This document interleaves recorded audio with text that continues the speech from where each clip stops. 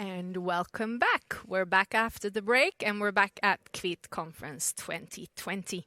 And now we're going to delve into the exciting world of robotics and human robotics interaction. And we're going to do this with a lady who is an expert on this field. She's also an entrepreneur and I have to say one of my big role models. So I'd like to introduce you to Sofia Thunberg. Welcome. Wow, thank you so much. And thank you for having me here at KVIT. I remember my first KVIT maybe 6 years ago, and the big buzzword of that year was autonomous vehicles. And I mean, now we have an autonomous bus on campus here in Linköping, so I guess we are moving forward, maybe because of this conference. But I am Sofia Thunberg, and I'm a PhD student in cognitive science at Linköping University in human-robot interaction. And my research topic is social robots in elderly care. But I've done different kind of stuff, and I also, in previous years, and I also have a company in robotics where I do a bit of development, a bit of consulting, and also do these kinds of lectures. And just to mention also that we have a robotics team in Linköping University, and I'm the team captain, which officially makes us the Swedish team in social service robotics, which we go and compete in every year around the world. And last time we were in Sydney, and we actually came on 4th place. So we are the 4th biggest team in the world in social service robotics. And I'm not going to mention how many teams there were. So 4th sounds really nice to me. But today I'm going to talk about the role of man in the world of robots. And as Ashkan said previously, this is just going to be a bunch of robots that we're going to watch. So let's have fun and watch some robots. But the first question I want to ask to you is, what is a robot? What is the true definition of a robot? And as I've seen that you have been active in the chat, and I would like you to be more active, that would be really fun. So I'm going to have a few interactive parts where hopefully you write in the chat with each other, maybe share some links, and also the moderator will pick up some questions during the session and we can take them at the end. So, back to the question, what is a robot? The first answer I always get when I ask this is this. So people think about some Terminator movie, some sci-fi. It's a killer machine that looks kind of like a human, but it's also the main purpose is to kill other humans. And this is of course far from the reality that we actually live in, but it has its beginning in the Western Frankenstein complex. So we are still affected by the novel by Mary Shelley, where we take different parts of different humans and make a new human, which ultimately becomes some kind of evil monster. And also with the robots, we take different parts of different machines, we build this other kind of human, and it also becomes evil and destroys us. But of course, this is not what I work with. This is not a robot. And this is the second answer that I always get, which is industrial robots. So robots that we have in factories that work for people with different kinds of tasks. But a little secret I'm going to tell you, this is not a robot either. So a robot actually needs things. As we need sensors, they have sensors.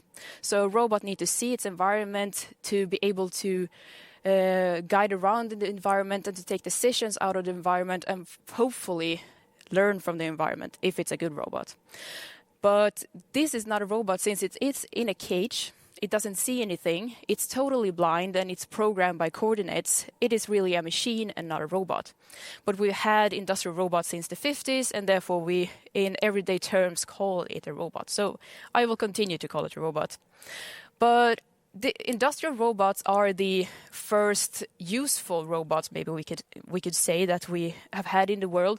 And usually they are in factories, but in later years they have started to, for example, dance in dance shows at Kulturhuset in Stockholm, but also throw around acrobats at a circus here in Östergötland. So if you're thinking about what am I gonna do, should I do something with robots, there's a big field that is on developing. So maybe are you interested in some creative parts of robotics? This could be the case for you. But with industrial robots, there are a few of them working already. So this number is from 2017, but we have 2.1 million robots out working in factories. And actually, this means that every robot that is implemented, 6.2 work opportunities are removed. Every robot takes 6.2 work opportunities. And this means already in Sweden, 450,000 people have lost their jobs or got a new job because of industry robots. And what do? The biggest part of industrial robots work with handling different kinds of machines. The second biggest part is soldering. And the third biggest part of industrial robots is working with assembly. So this is an assembly line, and for me this is the most classic picture of how a robot is working. But a few years ago I was in Toyota City outside of Nagoya in Japan, and in this Toyota City they have different kinds of Toyota factories, and I was in the car factory. And as you also see in this picture, you can go. People can go above the robots and the fences to see them work. And while we were up there, the robots, since they are coordinated program, they don't see anything, they don't notice anything. They just take the parts that comes along and they fix what they are supposed to fix on the car.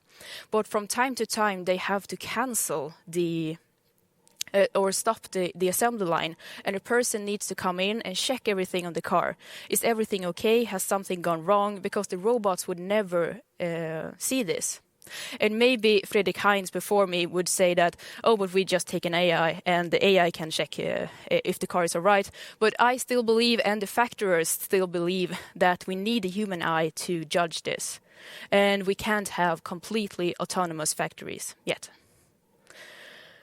And so another kind of industrial robot that actually is a robot is cobots, which is short for collaborative robots, which are supposed to collaborate with us and can be outside of the cages because they have sensors.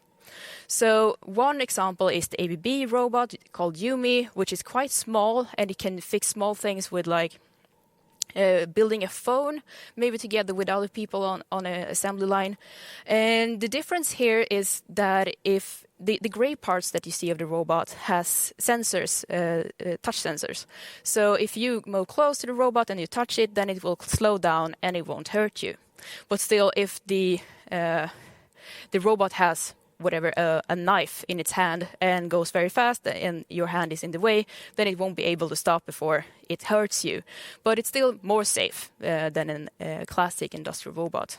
But this robot is still programmed by coordinates.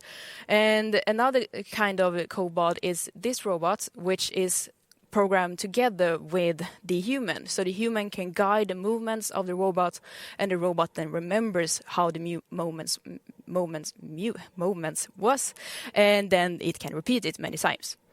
A third kind of cobot is this robot is called Baxter, and with this robot they have added a few things. It's more human-like, it has a tablet with eyes, it can follow joint attention together with the person that it's cooperating with, and it can also learn and be programmed in a different way, more in how we humans learn. So if I show it something, maybe I take two parts and I put them together in front of the robot is following this on its camera, and then it can repeat it only by looking at what I'm doing. And this robot is not only used for us to learn its stuff, it also is mainly used for learning people how to assemble things. So especially, for example, if you are new at the factory, you're going to go there to work, then you have maybe the teaching session with this robot. So you all come into the room with the robot, and the robot will show you how to assemble things. It will notice if you do something wrong. It can show you again, and it can give feedback during the session. So this is really a teaching robot. And with all of these kinds of robots, already with the industrial robots, we have some ethical issues, and especially since with the morality, if someone gets hurt, and that's why they are locked into the cages. But we are going to dive into the autonomous vehicles and how their decisions will be made. So, as I mentioned, this was the big buzzword of the first KVIT that I visited, and since then, the MIT lab has conducted a study which is called the Moral Machine, and this webpage you can go into it and do it yourselves, but we're going to do it a few slides with it together. So we in the Western world are very influenced by how Platon developed his morale and the Platonian view of how to make decisions. So Platon said that if you are able to take a decision, you have to take a decision and you have to act on it. So with humans, if we are in a car accident, maybe a moose just runs out to the streets and you're not able to stop. You got the sun in your eyes, you were on your phone, you did something completely different. We still think, oh, it's human error, and we forgive it.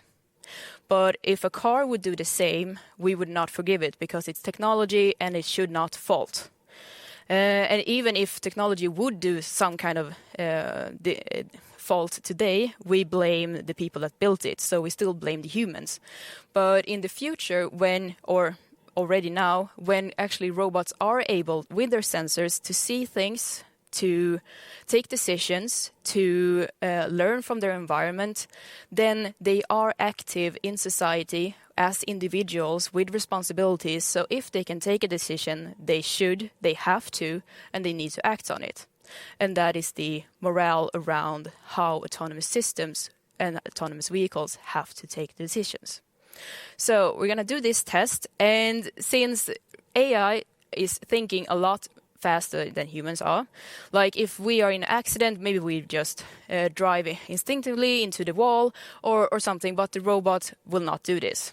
So the first case is a autonomous vehicle coming in full speed. According to physical laws, it's not able to do anything instead of these two options. So it can't stop, it can't go into the wall, it can't start going backwards or something like that.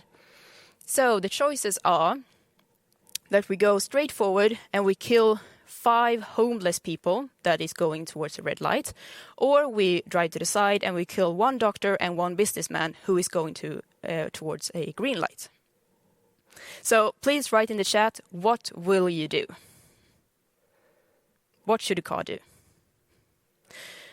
And maybe the fastest answer is, oh, it's 5 people and there's 2 people, let's save more people. So we will kill the businessman and the doctor. That's the fastest thing. But then think again that the robot has more time to actually think about these things and take a more active decision and not just count the numbers.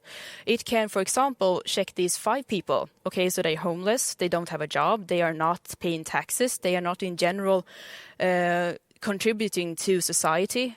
So maybe we should sacrifice them over a doctor that actually helps people every day and that we need him in society, and a businessman. But then we can also look at the businessman and like maybe he is making tax for us. He has all his money in Cayman Island and he is not contributing to Swedish society. He is just using Swedish society. Maybe we should sacrifice him before anyone. Or should we only go on the law and like, oh, these 5 people, they are going towards the red light. So suddenly a red light becomes a death penalty for these people. Moving on to the next example, which is we drive and hit 2 dogs and 2 cats, or we turn to the side and 3 criminals that has kidnapped an old man drives straight into a concrete block. Which will you decide? And here maybe people say that, oh, but we value human life over any other. So we will kill the cats and the dogs, of course. Like, even though they are criminals, it doesn't matter. Human life are more worth. But maybe I throw in 200 cats or 200 dogs, or we throw in a moose or a holy cow or your pet. Will you still make the same decision? How many of these animals are you willing to sacrifice before you value the human life. The last example is 3 young people or 3 older people that is crossing towards a red light. Which will you save? And in this case, maybe it's only the younger people, we need to save them because they are the future of society, but it's also the older people that has been contributing to society for so long. Maybe we shouldn't sacrifice them the first thing we do. So all of these kinds of decisions we have to make, and maybe it sounds ridiculous, like, oh, this will never happen, but then we all have already seen cases where an autonomous vehicle is going down the street and suddenly an elderly person in a wheelchair is chasing a couple dogs. And the car had never seen this, the car doesn't know what to do, and even if we saw it and coming in the car, we would probably be surprised, but we would still know how to handle it, but the car won't, because it hadn't seen it. And in that case, maybe the car would just drive over it. I don't know what it is. Let's kill it. So all of these decisions have to be made, and we have to define it in beforehand, because the car companies today, they don't disclose how they make these decisions, because they have to be made. So will we just roll a dice? Will it be random who we save or who we doesn't? And who will take responsibility for this? Will it be the car company? Will it be the person that programmed it? Will it be the person that owns the car? Will it be the car itself that would be responsible?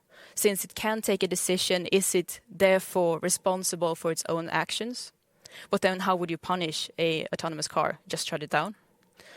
And this is kind of the reason we haven't started to have autonomous vehicles without a safety driver in society yet, because it's not disclosed in the law how we will solve these problems.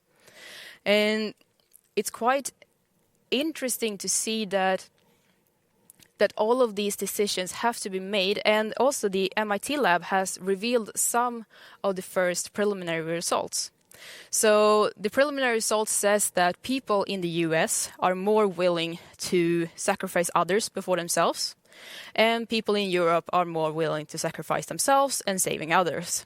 Maybe not a surprise here, but this also means that the car would act in different ways in different towns or in different countries. So if I'm taking my car and maybe going to Spain, will it along the way start to drive differently, maybe start to horn a bit more in the crossroads, and adapt to the way of driving, because otherwise it wouldn't fit in that society. And then we need to investigate how are these different societies, and what is the morale in this society, and what will we do then. And also with the car companies, it doesn't really say how they handle this. For example, if you know that the BMW always protect young men, so if I'm coming to a zebra crossing, maybe I should be aware that BMW maybe will drive over me, so I should run away if I see one. And maybe Volvo will always protect the family that is inside the car, and therefore you should be aware of that when you're driving another car and facing it. We unfortunately need to take all of these decisions before we have autonomous systems without a safety driver. And therefore it's already important to start discussion about this on a national, on a global level, to see how robots should act. And of course it's not only applicable to the driver situation, but also in other areas. And I'm going to look at another ethical dilemma with robot processing automation. So this is a non-physical robot, and for short it's RPA, which is more about rules and it's rule programming. So a small RPA that you might have is when you open your computer in the morning, then Spotify comes up or your email comes up. And that is a small rule that you have as a setup in your computer. So when you add on these rules, you make long processing processes, and these can be made for the robot to operate in a human digital world. So, for example, this is in Sweden mostly used for municipalities that grants money for people that maybe don't have work, and then they take the decision, they get the application, they do the whole thing, and then the robot even takes the decision about this. So no human is involved. And this is something called Trelleborg-modellen. So it was first invented and tested in Trelleborg, and it has received some critics. So, for example, they tested the same system in Kungsbacka, where 12 out of 16 people working there resigned because they didn't think that a robot could do their job. And it's also like 80% of the social workers' work time gets removed from this task, and then they only have their usual 20% to fill out their 100%. And this has, of course, led to that people get out of their job. And also that it might be illegal that the robot takes decisions for a human. So in the end, this year it has received heavy critics from EVO, and they will continue to see if this is even legal in Sweden. But also other businesses has problems with RPAs. For example, when you're working in a bank and you want the robot to be able to log into your system, that it needs a social security number, but robot doesn't have this. So they employ a lot of people that is not working there to just get their social security number to be able to operate in their environment, which might also be on the line of what is legal. And it's also that these robots are really working in this human environment, and since you don't see the robot, it's not physical at all. They are actually making it a bit more human. So in the implementation guide, you have to name it. Like you have to call it your coworker. They are already introducing it as a coworker, and maybe that's what they didn't do in Kungsbacka. That's why it didn't work. But it's causing different kinds of HR problems in the companies. Moving a bit into a different kind of embodiment for robots with virtual agents, which might be on the line for what a robot is. But this is an example of a virtual agent which is acting as a therapist for veteran soldiers in the US, which has come back and they have PTSD, and instead of meeting a physical person, they meet this virtual agent, and they talk about their problems. And of course, this might be successful because of the symptoms of PTSD, that you're scared of the outward world, you don't want to meet people, and that's why it has been successful. Other kinds of more embodied virtual agents are holographic virtual agents, which, for example, might guide you on an airport or in a mall. And there's also more chat versions. For example, Brisbot, which is developed for Bris, which contacts children, and where children can talk to this robot before they meet an actual person because they are maybe too scared to disclose what is happening in their environment. And with social robots, we are really moving into a more humanoid world. Like robots are becoming more and more human-like. And as we can see, they are maybe transforming into even as human-like as one can get. So the first little robot is called the Now robot, and it's approximately like a 1/2 meter high, and it's mainly used for kids with autism. So the robot is able to meet the robot. The kids are able to meet the robot together with a therapist. The therapist is in another room and controlling it during the session. And since the robot doesn't have any emotions that is disclosed in the face, then the kids can learn social interaction and social cues better from the robot than from a human therapist. And with the smaller robot, the other robot below the now robot, it's the Pepper robot, and it's a bit higher. It's about 1 in 20, and this robot has mainly been used in receptions, in the mall, in the airport as well, guiding people where to go. And I made a small study comparison with these two robots, and it disclosed that people actually liked the smaller robot more, the now robot. They said it was cool, nifty and charmful, and that it was a bit cocky in a positive way, but that the larger robot was a bit scary, and they didn't really understand what the robot, why it was acting as it was acting.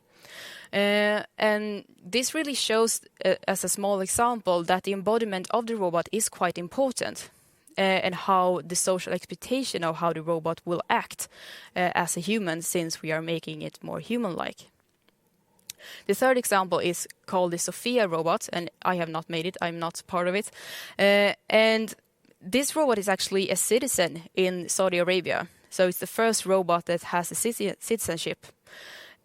And maybe people react a bit different when they see this robot compared to the other two, since this robot is more acting as a human, and it has small muscles in the face, which is supposed to give facial expressions, but this really feels a bit weird to people to watch. And if you think that this is a bit more uncanny, then it's not that weird, because there's actually something that is called the uncanny valley. And this has been researched for 30 years, and unfortunately we don't really have an answer yet, but I'm going to explain the phenomena to you. So it goes from familiarity to human likeness, and industrial robots is very non-familiar to humans, like it doesn't look like us, it doesn't act like us, and therefore we are very neutral to it. We don't really like it, we don't really dislike it either. But with the humanoid robots, they are a bit like us, and when I'm conducting studies or having robots out in the wild, people are always like, "Oh, it's such a cute little robot, I really like it." And this really makes us happy, we think it's cool. But if we're moving more closely to these humanoid robots, we feel uncanny, and we go into the so-called valley. And these robots hang around with corpses and zombies, and maybe it will be more a higher probability that you will meet a very human-like robot than you will meet a zombie. I mean, 2020 isn't over yet, so maybe the zombies will soon come. But another example is perhaps the prosthetic hand. So the uncanny valley is a lot about social expectations. So, for example, if you're going to say hi and shake hand with someone, you expect a warm, organic hand.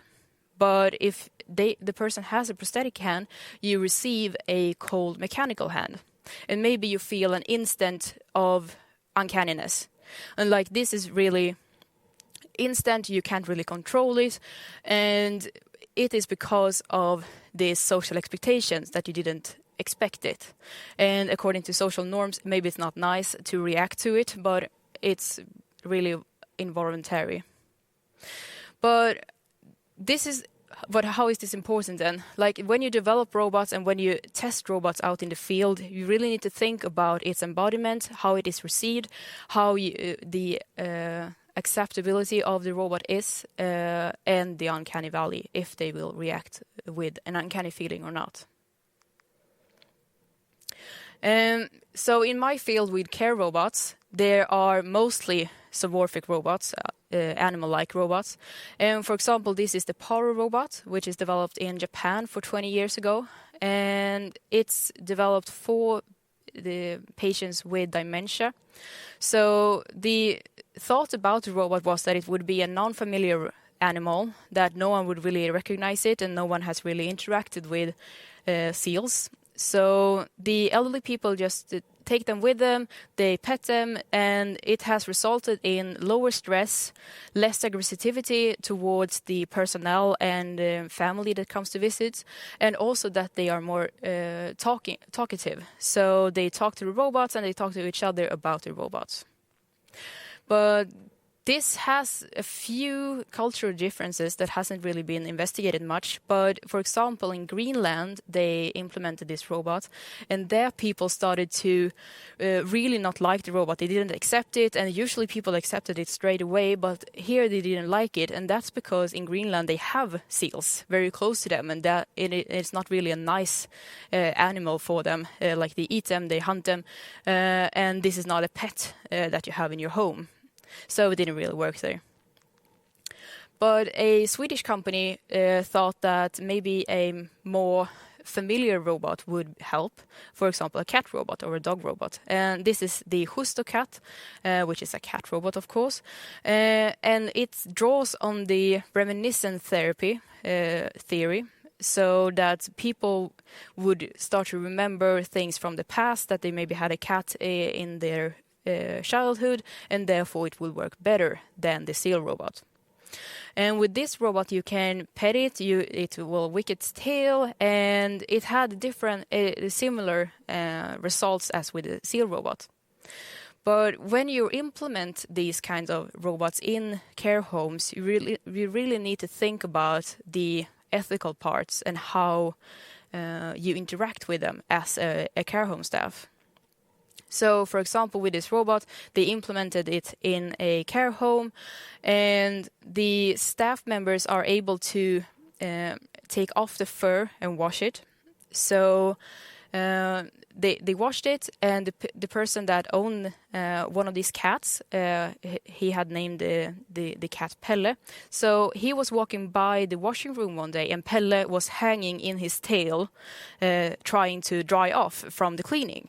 But this was a really bad scene for this man to see, so he ran to his room and he called his son, and he said, "They have killed my cat, and like you need to come and get me because they are killing the animals here." And then it's really difficult for a care home staff member to try to explain this, that it is not really a cat, it's actually a robot. Because with dementia, people fall out of from this state, and some days they know it's a robot, and some days they believe it's a cat. And a third type of care home robots for the elderly is this robot, which is called Pearl, and it's actually a quite new model, which maybe some of you UX people would like to explain, like how the developers think. So older people maybe like the look of older things, so this robot feels like it's from the 80s or something, but it's quite new. And these robots are more able to go from room to room, to chat a bit, but it's more of a practical robot. So it can come with fika, it can come and bring towels, etc. And as you see, it's quite, it has large letters and stuff so that people can read it easily, and it can talk. So I thought that we need to have at least some talk about COVID during an hour because we can't really stop thinking about it, right? And where have the robots been during this pandemic? Well, it has been used in different areas, actually. So especially we have used it. So this first example is an Egyptian robot that is developed to test for COVID-19. So there's this guy that acts as the care staff, which holds a glove that controls the robot. So it feels like he's some kind of mastermind controlling the robot with his hand. And the robot sticks in the test thingy in the patient's mouth while looking like this on the picture. And for me, this is really uncanny. This is drawing really on the scary part, I'm not sure of the results, and also that maybe now this is in Swedish, but Expressen writes that the this is a robot. The AI robot Kira VO2 does the most things that a nurse can do. This is really ridiculous. A nurse has a lot of education and experience, and this is not completely the whole nurse work, especially since the other guy is controlling the robot. Either way, and the other case is the Pepper robot that we talked about a bit earlier, which is in France visiting patients that has COVID. So the robot has a tablet on its chest, and there are the families. So this is really someone that is really sick, perhaps dying in COVID, and here comes this robot with their family to say goodbye to on the chest. I'm not sure, even if I develop robots and work with robots, I would like to have Pepper there to say goodbye to. But maybe, yeah, they are developing different things. And since I had to quit one of my field studies with zoomorphic robots in a care home, I can report a bit about from what happened in March, April and May, which was that people more accepted the robots. They wanted to sleep with the robots. They talked more to the robots. They wanted to be around the robots a lot more because they didn't understand why people stopped visiting them. So they were really lonely and really scared of what is happening around the world. And also the people that actually understood that something horrible is happening and outside of my care home, they were worried about their families and if they would be infected. And they really took the robots more to them in this situation. And of course, with the pandemic, robots are better because they can't spread the disease in the same way. But in all of these areas where robots are, where are the humans? Where are the human part of robots? Like, where can we fit in the society when robots are taking more places? And I really think that we have something unique. We have many unique things, of course, as humans.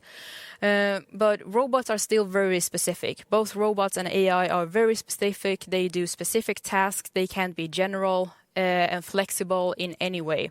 We are far from general AI, if ever. And we need to remember that not all robots will take all of our jobs. And I guess that Fredrik Löfgren will talk a bit more about this in a few minutes. But we have something as humans that is unique.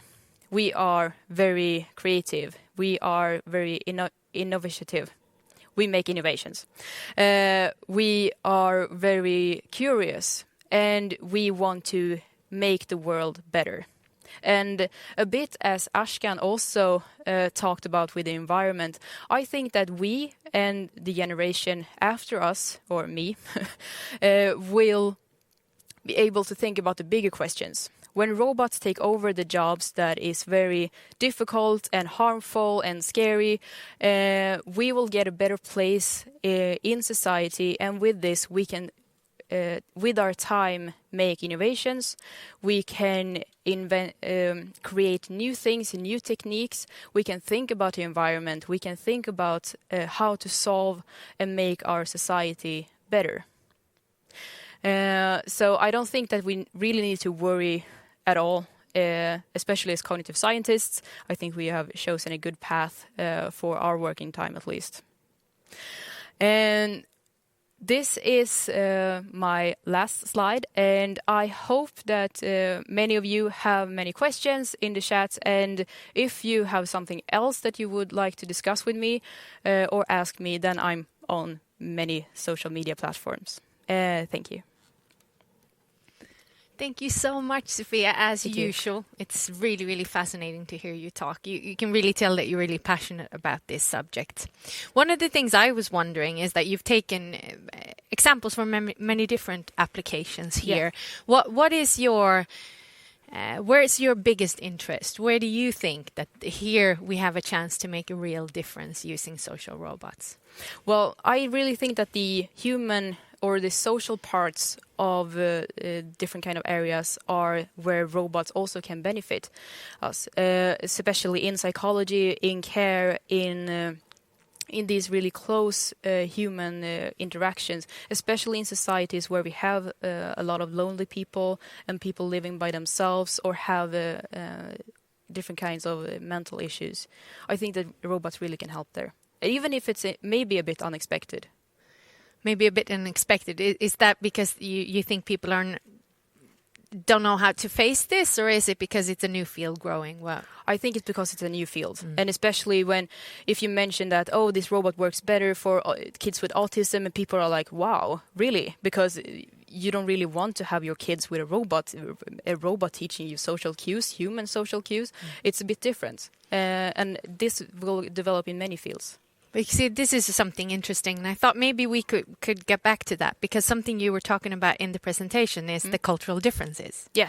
So one of the things you were talking about was the seal and how you approach that, but also about within the elder community. Yeah. And I've read that, for instance, in Japan, they tend to relate better to robots within the elder community. Yeah. Do you have any theories about how come it's difficult for us here? So as I mentioned in the beginning with the Frankenstein complex, this is really something that developed all of our pop cultural society. Like, we have a lot of robots that takes over the world, we have robots that destroys humanity, we have robots that kills humans in our pop culture, whilst in the East, where they are more influenced by nature, religions, and like the world is more of a circle, that life continues and grows and comes back, and it's more energy. Whilst in the West we have Frankenstein, and also that our religion is having an end date. We have a apocalypse, etc. And we are really fascinated by this story. While there, they have more robots that helps people in their pop culture, that saves humanity, that helps us in different ways, both like saving us from a skyscraper when we fall down, but also like adding something to our society. And it's also, as you said, that in elderly care homes in Japan, for example, people are more accepting of robots and think that robots is the future for care. So here we have, it's a pop culture reference, basically, that is causing these kind of behaviors. So there's another thing that you talked about is the ethical dilemmas of what computers and AI, and in your case robotics, what choices they have to make. And one of the things I was thinking about is how can you possibly start training them here when we're not even sure what the right choice is? Yes. What is the best way to handle this going forward? Is it to avoid the problem completely, or do we have to try to deal with this? Well, avoiding the problem completely would be to have no autonomous vehicles, or that people would always be a safe person, which I don't think that we are going towards. And the other countries are already allowing self-driving cars without people driving them as a backup. So I think that we really need to face this head on, like that the companies need to disclose how they actually handle these problems, and that society and the research fields should be able to contribute to these ideas. Do you find that it's the ethical problems, or the I don't know who's responsible? Who's more important here, or who has the say in these sort of questions? Well, insurance companies, like who gets to say what goes? Yeah, I think that maybe insurance companies will adjust from whatever is decided in other areas, but the legal part is, of course, very important, and that is really stopping as well. And from an example, a few years ago, one self-driving car in the US killed a person going into the street. It was an old lady with a bike. She suddenly appeared behind a car and she got killed. And in the accident report, they found that the car wasn't even programmed to look for people in the streets. They only looked at people crossing the zebra crossing. So the robot was not able to take this decision. Exactly. So we need to take more steps into ensuring that these kind of situations don't happen. Yeah. But this is because when I studied philosophy a lot of years ago, we had a similar example, which was what you would choose. Yeah, so if it's you a trolley drive problem. Exactly, it's the trolley problem, but now we have it in a completely different way. This is hugely interesting, and I wish we could keep asking you questions forever, but we don't, because we have another speaker coming up. But I'm happy to hear that you're interested, because you've studied the same as a lot of people watching here today, I think, so they know how to get a hang of you. And we hope to see you here again soon. Yeah. Thank you very much, Sofia. Thank you. We're going to move over to a bit of a break. We have another competition going, of course, but about 3:30